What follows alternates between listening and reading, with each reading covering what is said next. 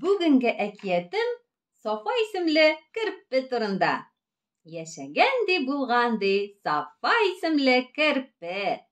Ул кечкенәдән табиб булырга хыяллана.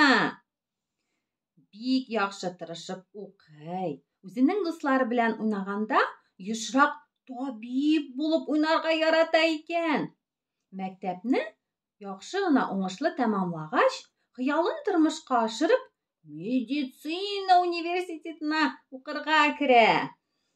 Башта терапевт белгечлегенә, соңрак хирург булырга укый. Университетны уңышлы гына тәмамлагач, үзе яшәгән шәһәрдә табиб булып эшли башлый. Үзенә ошаган Бану исемле керпе кызына әйләнә. Аларның бер артлы 4 балалары була. Шулай итеп, матур гына эшләп, яшәп яталар икән керпеләр. Сафаның максаты бик зур дәрәҗәдәге укымышлы табиб булу икән. Шуңа күрә ул бу максаты өстендә эшли, төрле шәһәрләргә, илләргә барып укый, гел белемен арттырып тора икән. Яхшы белгеч булгач, аның янына дәваланырга бик күп җәнлекләр, кошлар килгән. Хәтта ерак җирләрдән дә килә торган булганнар аның янына. Эшенә бик җитди карый Сафа. Иң беренче булып эшенә килә, көндезге ашны да ашамыйча, кичкә кадәр эшли. Ул өенә бик соң арып кайта икән. Бану бер көнне Сафага әйтә: "Сафа, җәнлекләрне, кошларны дәвалап йөрүең әйбәт анысы. Тик үзең турында да онытырга ярамый. Көндезге ашны калдырма, ял итәргә дә вакыт тап", дигән. Тик Сафа миңа чират торып, көтеп торган хайваннарны, кошларны ничек кабул итмим инде? Алар бит миңа өметләнеп киләләр, ди.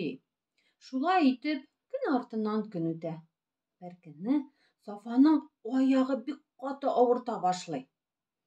Әле ул шуннан соң да авырткан хәлдә күп эшләвен дәвам итә.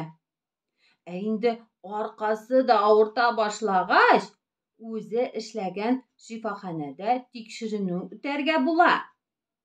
Аңа бик тиз вакыт эчендә операция ясарга кирәк була. Сафа ризалаша. Операция уңышлы гына үтә. Аны дәвалаган хирург Сафага үзенең киңәшен дә бирә. Иң беренче үзең турында уйларга кирәк, дустым. Үзеңне ярат, ди. Бер ай вакыт үтә. Сафа эшенә чыга. Үзенең машинасы булса да, эшенә велосипедта бара. Көндезге ашын вакытында ашый, кичен башкалар белән өенә кайтып китә башлый. Бану һәм Сафаның балалары әтиләрен өйдә еш күреп бик куаналар.